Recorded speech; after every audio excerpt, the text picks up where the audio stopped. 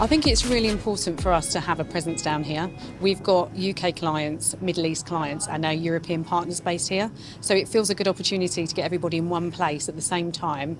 It's been 2 years where we haven't had that contact, and we know relationships are key and that face to face. So for us, it was an absolute deal that we would be down here and representing the company. It's our second year being involved with the Climate Crisis Challenge. We did it last year, and it was probably a lessons learnt for us in terms of the coverage we would get, the subjects. It's very relevant to what we're doing as a business.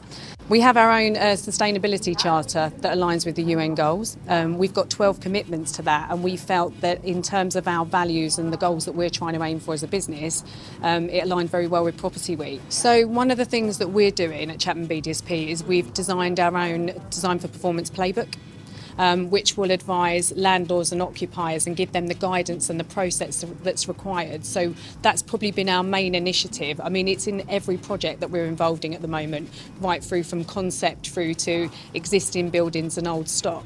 So we've designed our playbook to advise our clients on how best to approach that. It's right from the beginning, the stakeholder engagement, the client briefing. We've green financing as well.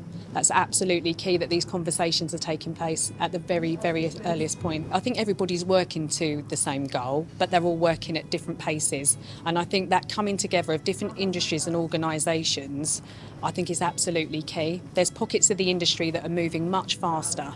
I think the green financing is a huge initiative, and I think that's making developers, consultants and clients really think about their projects and how they take them forward.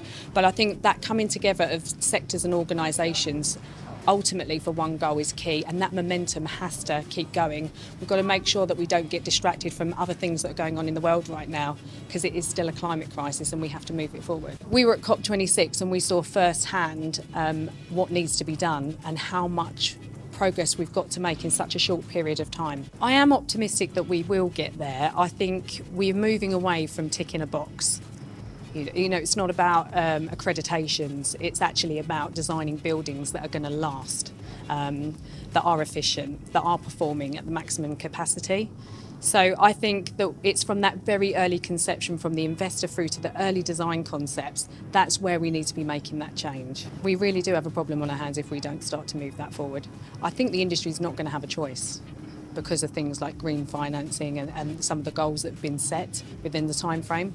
So we are having to step up and act on it now. I think the expectation is that we are an organisation that cares, that we're an organisation that is mindful about the planet.